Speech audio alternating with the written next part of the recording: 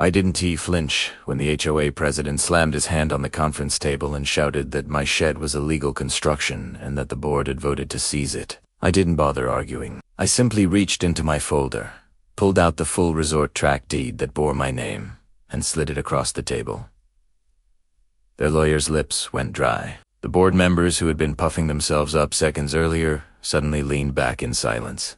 I didn't have to say a word. The ink on that old title spoke louder than anything I could have shouted, and in that moment, I knew the tide had turned. It hadn't started with any grand plan of mine to play lawyer or historian. I moved into that lakeside community for peace, not conflict. The property had belonged to my uncle, who'd passed it down after years of using it as a quiet fishing spot. The land wasn't fancy, but it carried history. The cabin itself was small, timber-framed, with that worn-in smell of pine and damp air you only get near a lake. Out back, there was a stretch of land that sloped down toward the water, and tucked near the tree line, a shed. It was nothing more than weathered boards and tin roofing, but it was mine. I kept tools in there, fishing gear, and a lawnmower that sputtered every time but still ran.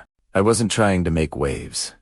I wasn't the type to join committees, to gossip at the mailbox, or to fuss about paint colors. My routine was simple. Mornings on the porch with coffee, afternoons fixing small projects on the cabin, evenings down by the lake with a line in the water. For me, the place was about breathing room. After years of working in a city where every square foot was regulated, it was a relief to feel like I owned my time, my space, and my quiet. The last thing on my mind was HOA politics. That changed the day I came back from the grocery store and found a neon orange violation notice taped to my front door. The bold letters said, "Unauthorized structure subject to removal." At first, I thought they had the wrong address. The only structure they could be talking about was my shed, and that shed had been standing there decades before the HOA was even formed. I peeled the notice off, read the fine print, and felt my stomach turn. There were threatening daily fines and, eventually, seizure of the structure for being non-compliant. I laughed at the absurdity of it, but underneath the laugh, there was something else. The first flicker of unease. I tried to handle it reasonably. I wrote to the HOA explaining that the shed predated their bylaws by decades. I even attached photographs my uncle had taken in the 70s. The shed clearly visible in the background. I figured it was just a mistake, that once they saw evidence, they'd drop the issue. Instead, I got a letter back 2 weeks later. This one nastier than the first. They claimed the shed interfered with community uniformity and had to be removed. They doubled the fines, added threats about liens, and hinted that if I didn't comply, they'd escalate to property action. It was the point I realized this wasn't about rules. It was about control. I spoke to a couple of neighbors quietly, and the looks I got told me everything. One shrugged, said, "They do this to everyone new. Best just to fall in line." Another lowered her voice and told me the president's son had been eyeing my lot for years. That shed, she suggested, was just the excuse they'd found to start pushing. So I shifted gears. I stopped writing polite letters. I stopped expecting fairness. I spent nights at my kitchen table combing through old boxes.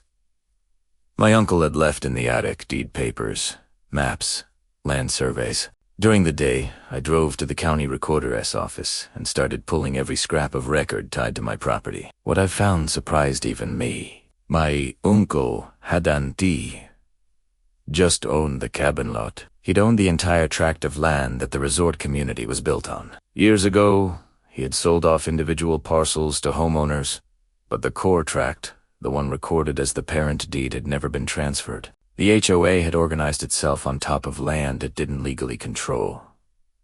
The discovery lit a fire in me. I wasn't just defending a shed anymore. I was uncovering the fact that the entire HOA's claim to power was built on a shaky foundation. I started documenting everything.